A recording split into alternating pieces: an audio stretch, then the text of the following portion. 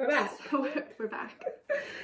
We have decided to talk a little bit about friendship, and since we are best friends, sometimes we Like, not the norm. not the best norm. friends. I mean, I hope this for everyone. I hope that everyone can be as close to someone as we are to each other. I mean, for me, it's ideal. I don't know if it's ideal for everybody, but yeah, for me, definitely. Right. Like, I like having one or two really close friends. Same, and, yes. And then some, like... I call it on the fringe. On the fringe friends. Yeah, on the fringe friends. But we have encountered instances where there's, like, another friend. Yes. And I wouldn't necessarily call it jealousness, but there's been, like, that awkward, okay, what is this? Yeah. So I don't know, I think I include you on mostly everything. Mm-hmm. So yeah, last night was like the first time you mentioned you might go out with some friends. Okay, when I mention I might go out with friends, that means you're automatically included. I know, and then I'm like, well, I really don't want to go out. And then I wanted to tell you, I'm like, if you want to go out, it's cool. I'm gonna hang out. I didn't really want to go out. Okay. Yeah, but if I ever say I'm going out, you're just automatically included. Yeah, I think that's just the status quo between us. Yes, definitely. But those moments when there's another friend. Mm-hmm.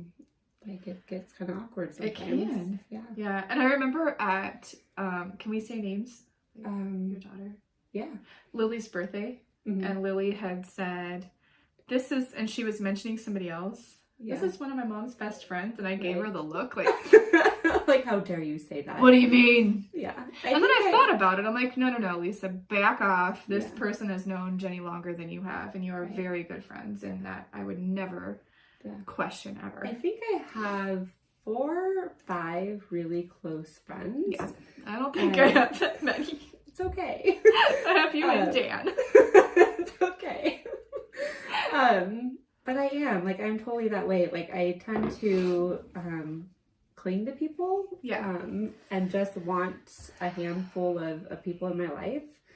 And then everyone else I just like talking to and having a good time with. Right. But like friends are very few and far between. Yeah. And I remember being a kid and the same was true. I had 1 or 2 really close friends and the rest were, like you said, like fringe friends on the outside, people I would hang out with but weren't super close. And part of that was like just protecting myself because I didn't trust a lot of people when I was a kid.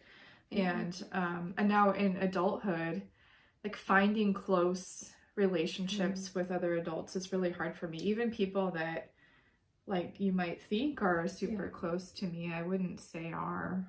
Right. And we kind of met later in life, which is unusual. Well, you've known my husband a long time. Yeah, I've known your husband since I was 18. They're so lucky we get along.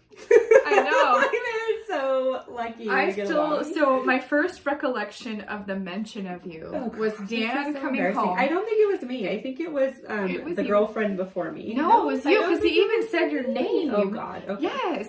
He came home and he had been visiting Zach. So my husband and her husband are really good friends and they've known each other since they were young.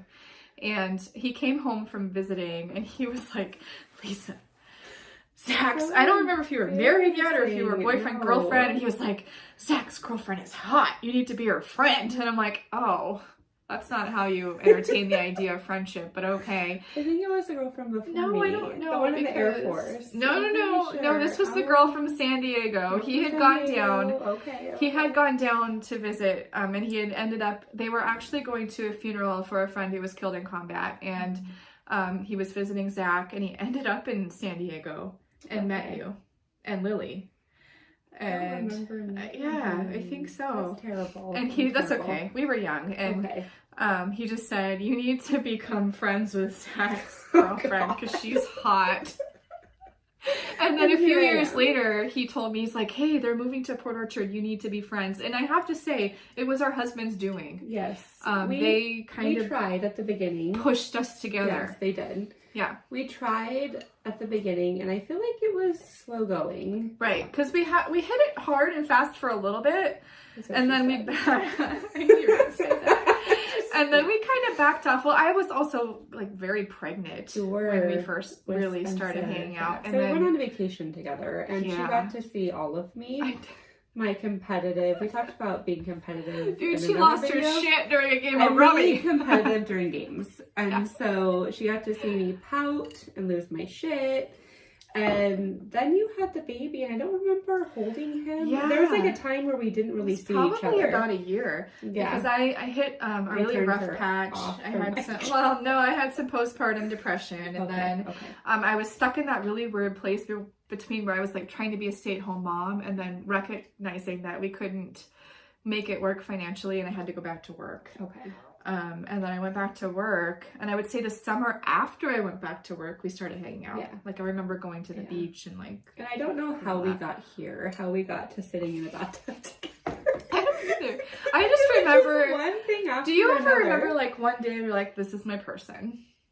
I can't pinpoint the day, but probably. I can't either, but I just do feel like this is my person. Yeah, there was a day, but yeah. But I do recall when I was in like elementary school, like K through 5th grade, I had the same people I hung out with. Yep. Courtney, Angie, names, Abra, and Tiffany. And Tiffany. I know. I haven't found Abra. Oh, I really? Find her. My sweat is. I just had a down my couple. lip. That's disgusting. I had Amanda. Hi, Amanda. I don't know if you watch or not, but we're still pals. Yeah. But I do, like, I can't find Tiffany and I can't find Abra. I have tried. I have Facebook stalked and I cannot find them. But maybe she changed her name. Maybe. Tiffany called Abracadabra enough times. That's a great name, by the way. I love it. But I'm I'm assuming she probably got called Abracadabra. Probably. Yeah. But those are my people. Yep, I have people too. Mostly like that. So. Mostly one or two people super close to you. That might be the norm, actually. And I think about my mom's relationships. This is going to be a longer video. Hang in there with us because it's important. But my mom has had the same 2 best friends for like the last 40 years. And I admire that. And I just hope that's true for us. I hope we're in our late 60s. And then in middle school and high school, I met Stacy and Jen. Can you tell what decade we were born in? I'm a 90s child. Can you tell? I was born in the 80s. I was born in 85. I was born in 81. You're like barely a millennial. I'm a millennial OG. We are, what's the term we learned the other day? Zennial. We're zennials. Yeah. We're like on the cusp of millennial and Gen Xers. Yes. And I remember a time before the internet. Me too. Yep. Yes. So, yeah. But then I met Stacy and Allie and Jen and Debbie. Wow. And Kelly. There's a Kelly in there. I have some besties, but my friends are really like my college days. Like I have a Kelly, and you've met Kelly. We're still really good friends. But yeah, I tend to have like 1 or 2 people who are my people, my person. You're my person. You're my person. I love you. I love you. Okay, we're gonna stop now. Bye. Bye.